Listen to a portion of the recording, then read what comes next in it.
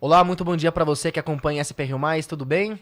Bem-vindos a mais uma edição do podcast Talk Mais, o podcast do portal SP Rio Mais, onde a gente conversa sobre diversos assuntos do Vale do Paraíba, assuntos que impactam São José dos Campos e toda a nossa região. Hoje a gente conversa sobre construção civil na região, em São José e na região, e para isso a gente recebe aqui nos nossos estúdios Renato Fedato, ele que é engenheiro civil e é o atual presidente da Convap desde 2020. A Convap, que é a Associação das Construtoras do Vale do Paraíba, associação civil que tem o objetivo de estudar, coordenar e lutar pelos interesses das empresas construtoras da região e que conta hoje com mais de 90 empresas associadas. Participa dessa entrevista comigo aqui ao meu lado o jornalista José Guilherme Ferreira. Bom dia, Renato. Bom dia, Matheus. Muito bom dia, prazer estar aqui, é um orgulho poder falar da Convap, uma entidade que a gente é apaixonado. Sou aí associado da Convap há mais ou menos uns 20 anos, mas meu pai faz parte de um dos fundadores dessa entidade. Então são 42 anos de história.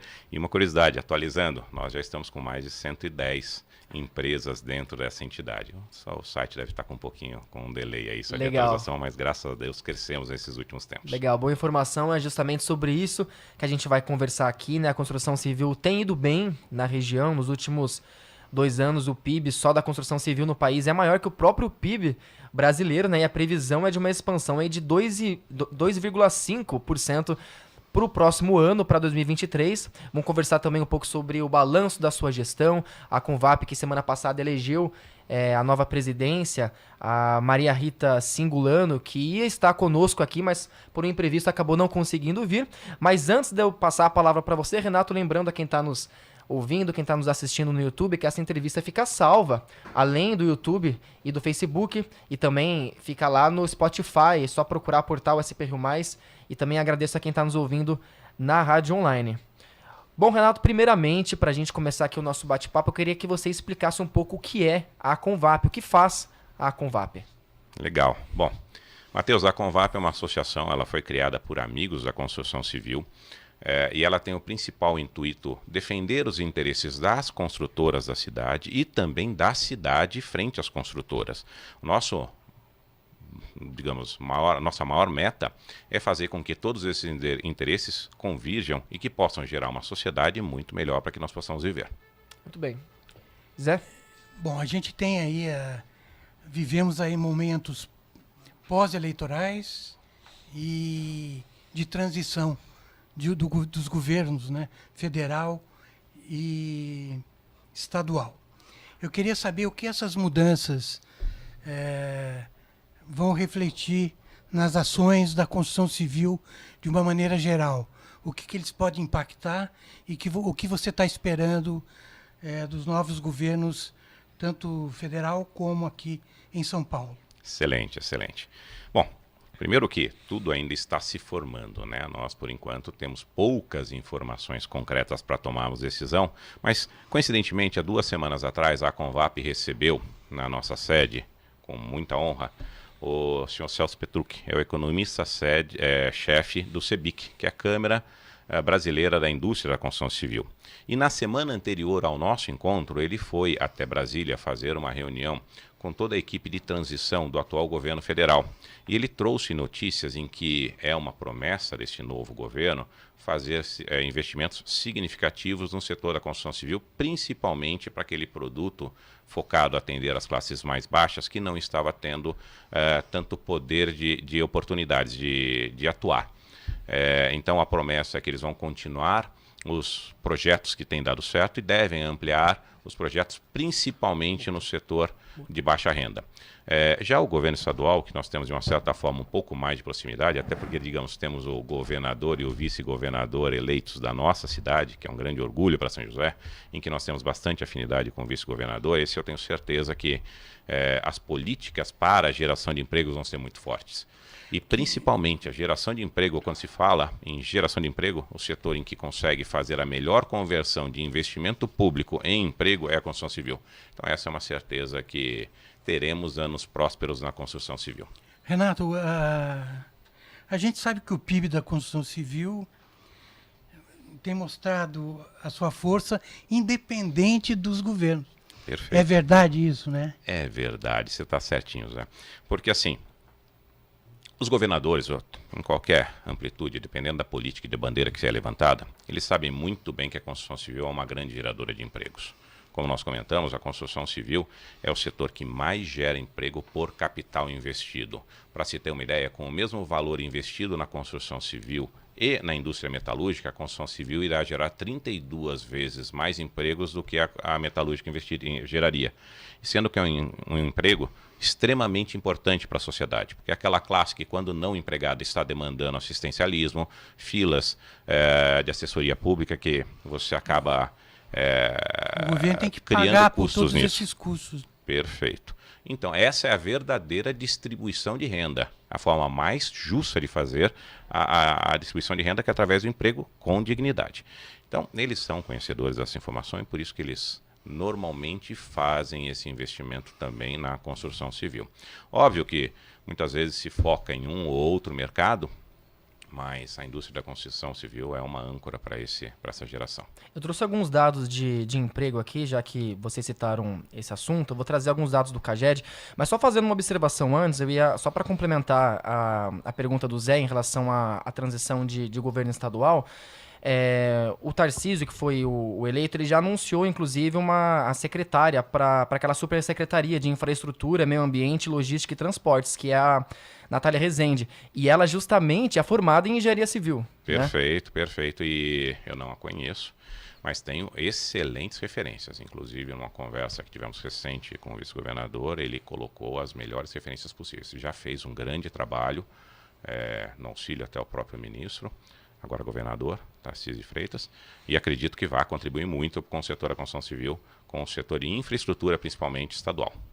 Legal. Sobre os dados de emprego, Renato, eu trouxe aqui alguns dados do CAGED, aqui da região, e a gente vê, comparando setembro com outubro desse ano, a gente vê que está havendo um crescimento na geração de empregos na construção civil. Em setembro, olha só, foram das 1.529 vagas geradas em São José, 228 foram da construção civil, um número grande. Perfeito. Em outubro, o número cresceu, foram 268 vagas na construção civil, né? O que, na sua opinião, justifica esse crescimento de vagas de emprego? Então, estão vindo mais empreendimentos aqui para a região? O que você justifica isso? Perfeito. Primeiro, vale salientar também que a construção civil, durante alguns meses, foi o setor que mais gerou emprego na nossa cidade. Isso já é uma ótima notícia, porque teve meses que, inclusive, o setor da construção civil gerou mais emprego do que a somatória dos demais setores da cidade. É muito significativo. E nós estamos terminando outubro desse ano com 11% a mais de vagas geradas do que conseguimos o final todo do ano de 2021.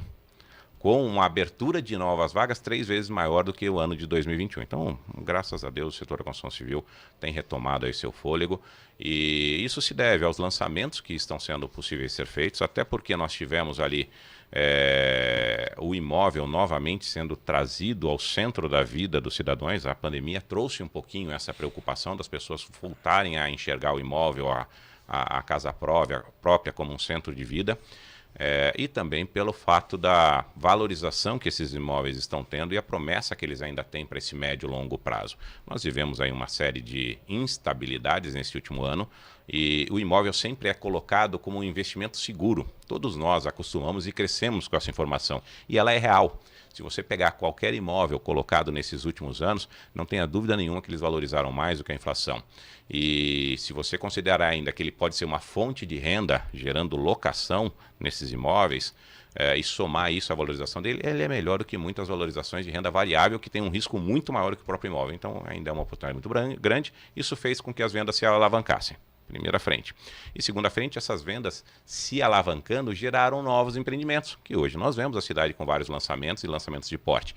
E o melhor de tudo, esses lançamentos, muitos deles ainda nem começaram suas construções. Isso significa que teremos um ano de 2023 bastante interessante para a construção civil. A expectativa da entidade é que nós consigamos aumentar em torno de 15% a 18% o número de empregos formais nesse setor.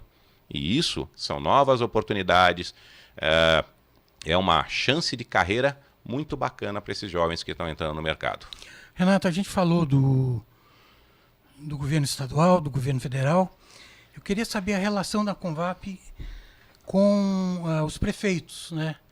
Porque as prefeituras têm investido, algumas prefeituras têm investido em projetos relativamente grandes que exigem a construção civil. Perfeito. Como é que está essa movimentação dos empresários com as prefeituras? Zé, a Convap ela tem uma postura muito clara de auxílio às prefeituras locais. Nós temos uma participação muito interessante na Prefeitura de São José dos Campos, assim como na Prefeitura de Jacareí, tentando sempre que possível auxiliar aos projetos em que eles estão desenvolvendo. A Prefeitura de São José, nesses últimos 4, 5 anos, fez uma reestruturação do pacote jurídico dela. E a gente às vezes fala que isso é um problema secundário, não é. É um problema de maior importância dentro do setor. Uma cidade que não tenha um pacote jurídico, um plano diretor, uma lei de zoneamento, um código de obras extremamente ajustado e moderno, ela impede o crescimento desses empreendimentos. Nós vimos São José dos Campos passar por uma lei de zoneamento lamentável em 2010. Que com fica muita sorte, paralisações, né? você não consegue fazer o produto que o cliente espera. Quando você tem uma lei de zoneamento não adequada, o produto que você é permitido executar não tem o interesse do cliente. E isso é um grande problema para a cidade.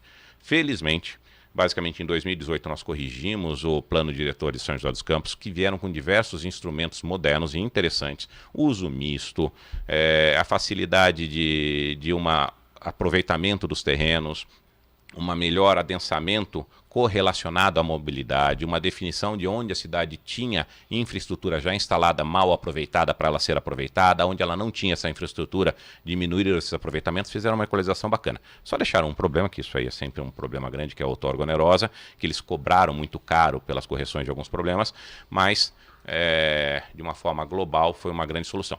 Essa é uma das grandes contribuições que uma entidade, que uma associação séria, em cima de um trabalho ético, pode fazer.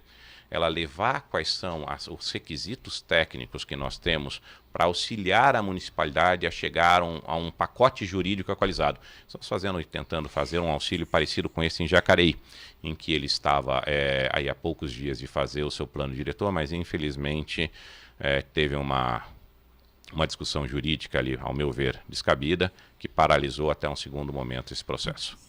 Porque a gente sabe que quem está no canteiro de obras, né? Quem está com o pé ali na armação, é que tem também todas essas informações mais atualizadas, né? Por isso que a prefeitura precisa aproveitar desse conhecimento, desse know-how, né?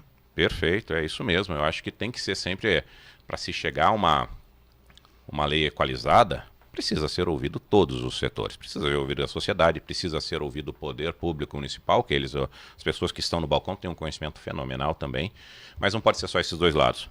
O setor da construção civil, que tem o sentimento do cliente, que tem o sentimento também da proximidade com os seus consumidores, precisa ter essa opinião. E graças a Deus nós tivemos uma ótima interlocução com esse poder público municipal. Tanto na época do antigo prefeito Felício Ramute, quanto o atual prefeito Anderson Faria, eles fazem um trabalho muito especial nessa frente. E também recompor a imagem da construção civil, que foi arranhada durante a Lava Jato, né? Alguns grandes conglomerados acabaram envolvidos em esquemas que é preciso acabar com essa imagem enganosa até, Sim, né? Com certeza.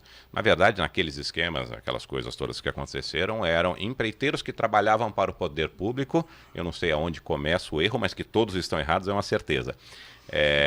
A grande parte da construção civil, ela tem um serviço focado no cliente final. Ele não tem nem esse relacionamento tão próprio envolvendo verbas e dinheiros, né? Só que, infelizmente, é como você comentou. A imagem. A primeira imagem que você tem, que são todos mais ou menos no mesmo nicho, mas são nichos bastante diferenciados. Eu tenho certeza disso. Excelente. Legal, Renato. Eu queria que você fizesse um balanço da sua gestão nesses 2 anos na Convap, né? Dentro de todas essas questões de engenharia que a Convap defende, representa, né? Também tem as questões dos eventos, né? A Convap esse ano realizou, inclusive, um encontro com os candidatos do governo estadual e também com deputados aqui da região, né? Diversos eventos a Convap realiza, cursos, o mais recente foi um de boas práticas em projetos de obra e alvenaria, né? Em agosto também teve outros encontros aí. Enfim, eu queria que você fizesse um balanço da sua gestão nesses últimos 2 anos. Legal, muito bom. Como que você avalia sua passagem? Fico muito feliz pela oportunidade, inclusive. Primeiro, para mim foi uma honra poder estar ali à frente da Convap.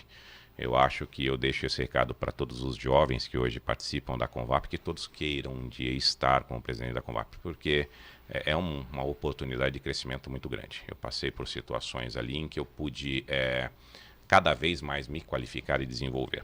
Eu tive uma alegria, e eu acho que a Convap ela é uma associação tão querida pelos construtores, e quero crer que vai passar a ser, e está passando a ser também pela cidade, pela municipalidade, poder público, pela sociedade em geral, porque ela tenta trabalhar de uma forma muito ética, prestando serviço sim para as construtoras, mas principalmente para a cidade.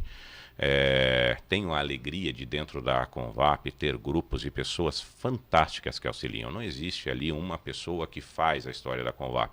É um grupo muito grande de empresários que dedicam o tempo deles com ações sociais, com distribuição de boas práticas, com informações de alto padrão e com a maior transparência possível. É realmente uma vontade que o setor da construção civil se torne cada vez mais especial dentro da nossa cidade. É importante também frisar que a qualidade das construtoras de São José dos Campos é reconhecida no país inteiro.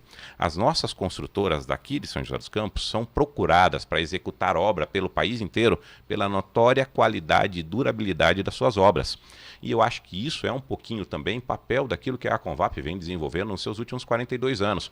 Nós oferecemos uma qualidade de cursos técnicos que não são vistos praticamente em lugar nenhum no país. Formação é muito importante, né? Muito. E uma coisa que é de se tirar o chapéu. As empresas da cidade, junto da Convap, elas abrem os seus escritórios administrativos e os seus canteiros de obras para as novas empresas do conjunto poder conhecer as suas boas práticas, conhecer o que nós já fizemos e deu certo, conhecer aquilo que nós já fizemos e não deu certo, não evitar perda de tempo nisso aqui, e quais são os planejamentos de futuro que nós estamos tendo. Dentro das iniciativas da Convap, a gente tem um grupo, temos diversos grupos lá, mas eu vou citar alguns deles só, para não me alongar muito. Temos o Núcleo de Jovens Empreendedores, liderado pela Luana, que faz um fantástico trabalho. Ele tem um conjunto das pessoas mais novas que estão ou abrindo as suas empresas, ou sendo de uma forma sucessória dentro das empresas familiares, sendo a segunda, a terceira geração dessas empresas, em que ganham uma qualidade de conhecimento muito grande, porque temos cursos focados só nesse grupo de novos empreendedores. Eles visitam as antigas empresas que já têm mais, talvez, capacidade gerencial, conhecem os processos, os procedimentos, quais são as tecnologias utilizadas, e eles fazem também diversas excursões para conhecer empresas em São Paulo de startups. Visitas técnicas, né? Visitas técnicas em obras referenciais em São Paulo.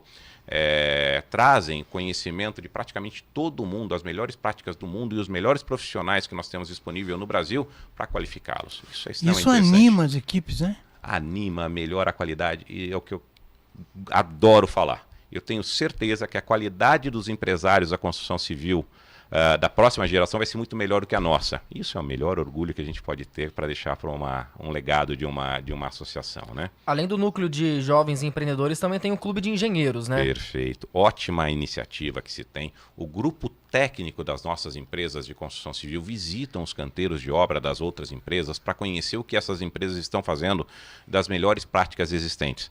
Nisso há uma troca de informações, há um enriquecimento de informações gigantesco. Esse grupo também cria um grupo de benchmark de compras, onde eles trocam informações de bons fornecedores, onde eles colocam quais são os novos produtos que estão chegando ao mercado que podem beneficiar o nosso cliente final. Isso aí faz com que a qualidade geral das construções da cidade seja extremamente alavancada. É um orgulho. Renato, você falou aí dos produtos, né? Há uma evolução, como na tecnologia, né? Uma evolução constante na área da construção, né? Interessante, constante e assim, surpreendente nos últimos anos. A qualidade que nós estamos alcançando dos subprodutos da construção civil, das esquadrias de alumínio, do nível de conforto acústico que a gente hoje é capaz de chegar com essa evolução tecnológica, do controle de qualidade e durabilidade dos empreendimentos tem subido muito. E muitas vezes a gente tem aquele paradigma que a construção civil demora para evoluir. Não é verdade, nós temos evoluído muito e ainda acredito que nesses próximos anos vai ficar cada vez mais acelerada essa evolução. Eu vi uma reportagem, já faz algum tempo, sobre um show, eu não sei se é em inglês ou em português, show do concreto show. Concrete Show, uma feira. E que eles estavam indicando lá que houve um recorde de negócios, né?